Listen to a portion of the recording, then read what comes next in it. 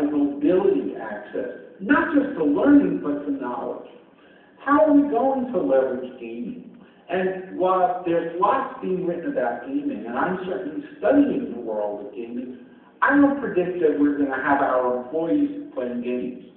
But what I do believe is that we can look at the gaming phenomenon, and we can find and extract from the gaming phenomenon a number of very key and critical learnings. For instance, that people like to be challenged. I tell you, a lot of the learning that we do in a corporate setting isn't challenging enough. Learners like to be able to, this sounds interesting, fail their way forward. One of the exciting things about gaming, I remember the first time I got my Sony PlayStation, I was in Hong Kong, and I got a game, and I couldn't understand much of the game. It was actually, at the time, it was a Japanese game, but I decided to play it. And it was interesting because, sure enough, the first time I failed. Now, I didn't get discouraged. I got really excited. So I played it a second, third, and fourth. By the time I got back on the plane to come to New York, I had not only succeeded with level 1, I had made my way all the way up to level 5, and I've been sort of stuck there. I'm not that great of a gamer. But how do we bring that kind of motivation, that kind of opportunity to fail our way to success, to simulate, to massively collaborate? The world of social networks is so important. You know, we have gone through a period where I think we've become overly fascinated with search taking us to a document. But yet my colleagues at Google will tell you that within 3 years, much of what we search for is not to get to a document, but to get to an individual.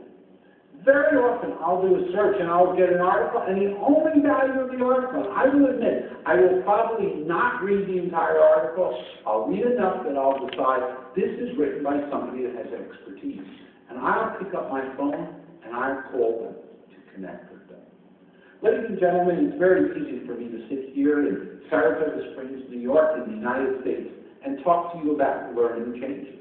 But learning actually changes differently in every culture. It is different in Asia. It is different in different parts of Asia. It is different in the subcontinent. It is different in Europe. It is different in South America. In each of these environments, learning is changing for some very key reasons. It's changing because our learners are changing. It's changing because our business climate is changing. And it's changing because technology is giving us capacity that's new. Now, in a few moments, we'll pick up the phone, and I hope to hear from you and some questions from you. I invite any of you to go to our website. We have a website. It's www.masie.com. And we literally have hundreds of articles and hundreds of hours of audio and video for you to use free of charge. And if any of you have the ability, I hope you might join me for our international conference that occurs every fall called Learning 2007. And we take a look at some of the same kinds of issues that I'm talking about. I know that you're dealing with there at your event. So, learning is changing. Well, let's now go from an asynchronous video segment into live. We'll use audio, but I'm looking forward to hearing your voice and hearing your questions.